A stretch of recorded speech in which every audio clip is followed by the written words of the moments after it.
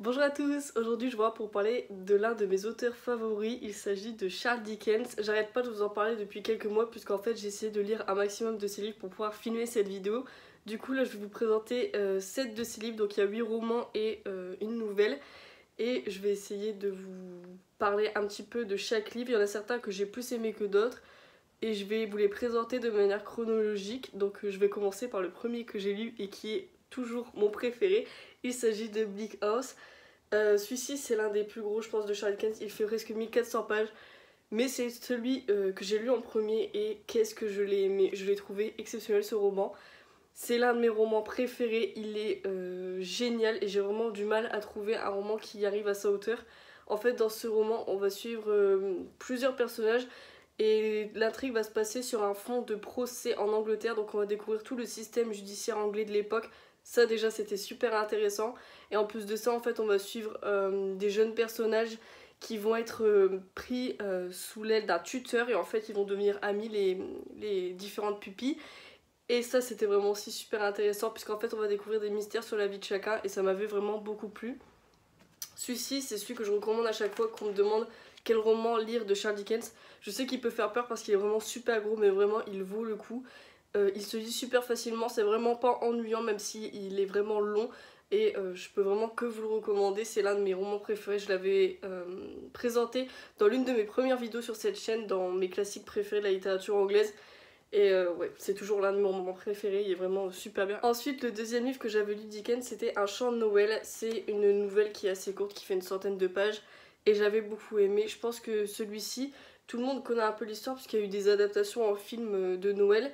C'est l'histoire de Scrooge qui va rencontrer des esprits le soir de Noël, puisqu'en fait c'est un vieil homme antipathique qui est vraiment mauvais avec tout le monde. Et cette histoire, je l'aime beaucoup. J'ai regardé plusieurs adaptations de cette nouvelle et vraiment je les aime beaucoup, c'est l'une de mes histoires de Noël préférées et ça me donne vraiment envie de lire ces autres contes de Noël puisque c'est le seul que j'ai lu pour l'instant et je sais qu'il en existe d'autres. Il y a une édition folio qui regroupe ces contes de Noël et j'ai vraiment très envie de la lire, je pense que je me l'achèterai pour Noël prochain et je vous en donnerai des nouvelles, mais vraiment ça, si vous l'avez pas lu, Un chant de Noël, c'est vraiment une super histoire et je peux que vous la recommander, elle est vraiment super bien.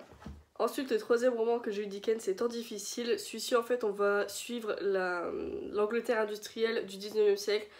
En fait, ce que j'aime avec Dickens, c'est que dans la plupart de ses romans, on va découvrir soit une époque historique, soit un aspect de la vie du style la justice, ici l'industrie, toutes ces choses-là. Et je trouve ça vraiment super intéressant. Moi j'adore les romans qui nous font découvrir un petit peu la vie de l'époque.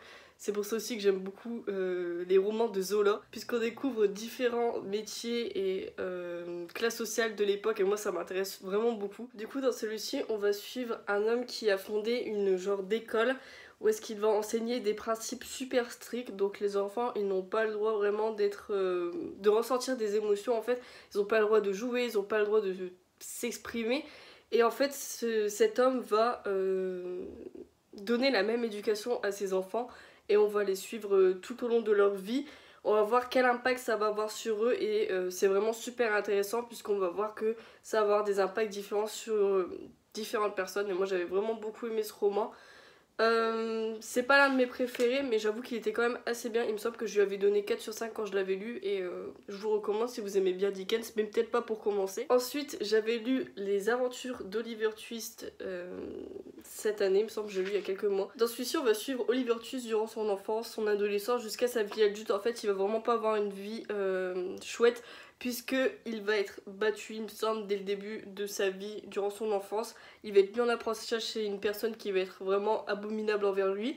Et du coup, il va s'enfuir, sauf qu'il va pas rencontrer que des personnes honnêtes. Il va tomber dans les bas-fonds de Londres, il me semble.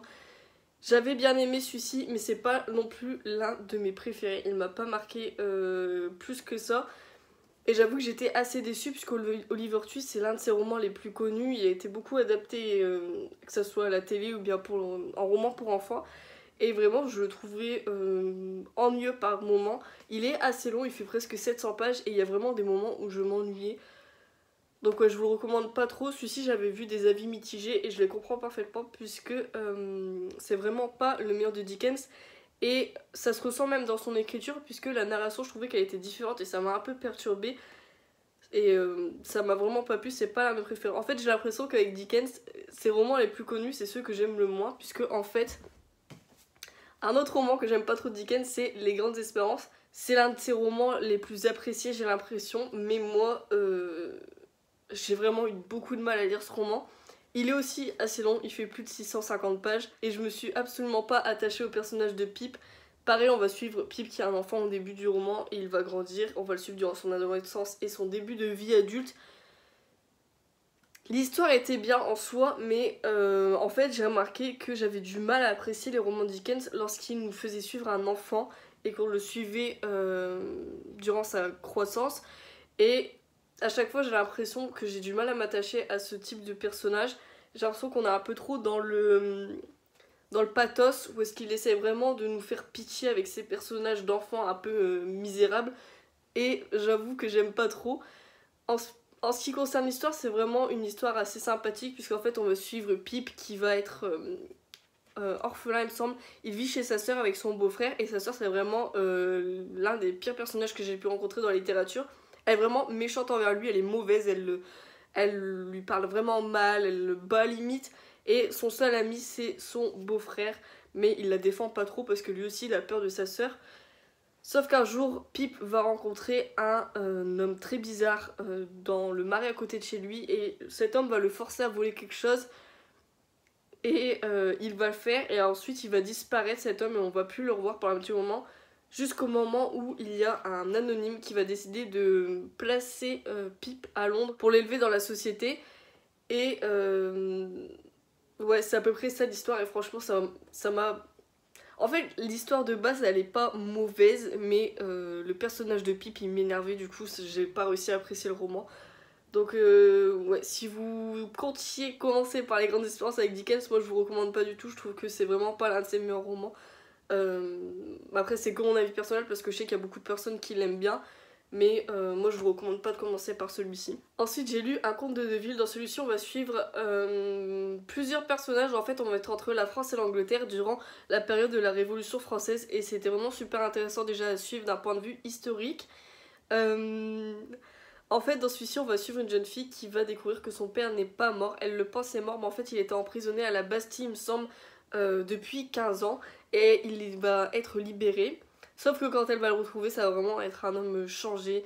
Il est limite devenu fou, il est obsédé par faire des chaussures, il me semble, un truc comme ça. Et elle va essayer de l'aider à se reconstruire. Du coup, après, ils vont repartir en Angleterre, on va suivre un petit peu leur vie.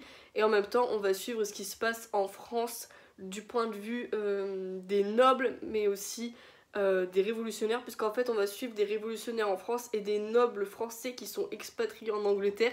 Du coup ça c'était vraiment super intéressant. C'est un roman vachement historique et moi j'aime beaucoup les romans historiques, donc si ça vous plaît aussi je pense que Un conte de Deville ça devrait vous plaire. Et il est un peu moins connu que les autres, mais je pense qu'il est vraiment très bien. C'est l'un des romans que j'avais le plus aimé Dickens, du coup je peux que vous le recommander si jamais vous aimez bien les romans historiques. Ensuite j'ai lu Le Mystère d'Edwin Drood. Celui-ci je l'ai lu il y a pas très longtemps puisque les éditions Archipel me l'ont envoyé. D'ailleurs ils ont sorti une collection de collecteurs Dickens qui est vraiment super jolie. Si vous avez envie de vous les procurer, n'hésitez pas. Surtout qu'ils font une offre en ce moment, si vous achetez 2 romans vous obtenez un recueil de nouvelles offert, du coup ça vaut vachement le coup. Moi, ça m'a permis de découvrir certains romans qui n'étaient pas traduits ni publiés chez des éditions du style Folio ou Le Livre de Poche. Le Mystère d'Edwin Drood, je n'en avais jamais entendu parler, que ce soit en France ou sur le YouTube anglophone. Personne n'en fait jamais mention, puisqu'en fait, à mon avis, les gens n'en parlent pas trop et n'ont pas trop envie de le lire, puisque c'est un roman qui n'a pas été abouti avant la mort de Charles Dickens. Il est mort en l'écrivant. Sauf que dans cette édition, en fait, il y a une fin qui est proposée par le traducteur et moi je l'ai beaucoup aimé. En fait, dans Le Mystère d'Edwin Drood, on va suivre plusieurs personnages. Edwin Drood, en fait, il vit avec son oncle, il me semble, oui, John Jasper.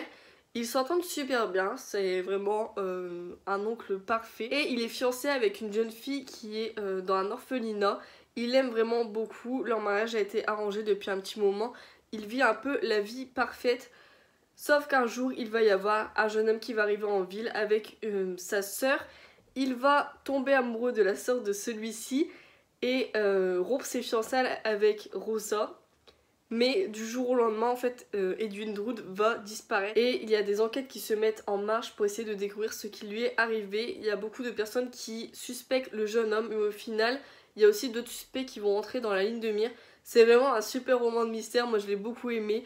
Le traducteur propose une fin à partir du chapitre 22, donc une fin d'un peu plus de 100 pages avec différents chapitres, et j'ai trouvé que ça s'articulait super bien avec le reste du roman.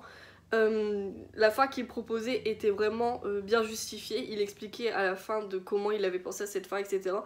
Et moi j'ai vraiment beaucoup aimé. Si vous aimez les romans de mystère, je peux que vous le recommander, il est vraiment super bien. C'est l'un de mes romans préférés de Dickens, je trouve ça vraiment dommage qu'on n'en parle pas assez. On parle beaucoup d'autres romans que j'ai trouvé assez moyens et celui-ci on n'en parle pas alors que je trouve vraiment génial. Donc je peux que vous le recommander, n'hésitez pas à le lire, franchement il est super bien. Et enfin le dernier roman de Dickens que j'ai lu, c'est Le Magasin d'Antiquités. Je l'ai fini il y a quelques jours et j'ai bien aimé, mais ça fait pas partie de mes Dickens préférés non plus, puisque on va suivre une jeune fille qui vit avec son grand-père. Son grand-père tient un magasin d'antiquités et on va se rendre compte que son grand-père tous les soirs part quelque part et revient dans la nuit. On ne sait pas trop ce qu'il fait, il y a un grand mystère autour de ça. Mais au bout d'un moment, il va y avoir des personnes inconnues qui vont essayer de s'en prendre au grand-père et à sa petite fille. Et ils vont devoir s'enfuir. En fait, le roman, c'est vraiment un roman où on suit leur fuite. Ils vont rencontrer différents personnages tout au long de leur chemin. Et nous, pendant ce temps-là, on suit d'autres personnages et on essaye de découvrir tout le mystère autour de ce grand-père et de cette petite fille, puisqu'on ne sait pas d'où ils viennent. C'est un roman assez sympathique, mais beaucoup trop long pour l'intrigue, je trouve. Je l'ai trouvé un peu trop long par moment. Il y a certains chapitres que je trouvais inutiles.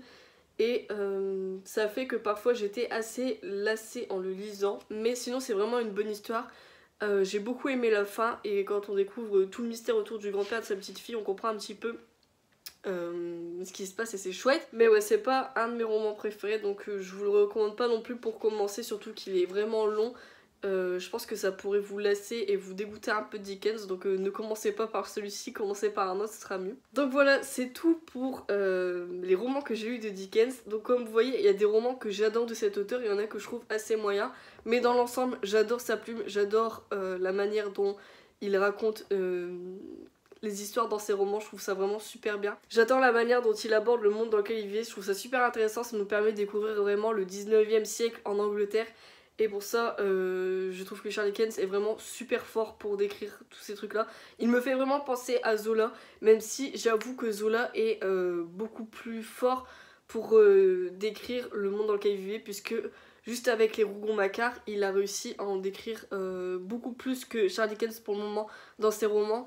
Et il le fait d'une manière un peu plus, comment dire, naturelle, j'ai envie de dire. On se sent plus impliqué dans la vie des gens quand on lit les romans de Zola, donc c'est pas non plus la même chose. Mais si vous aimez bien Zola, je pense que vous aimerez bien Charles Dickens, donc je peux que vous recommander de lire cet auteur. En tout cas, c'est tout pour cette vidéo, j'espère que ça vous a plu. Si vous souhaitez que je fasse la même chose avec d'autres auteurs, n'hésitez pas à me le dire.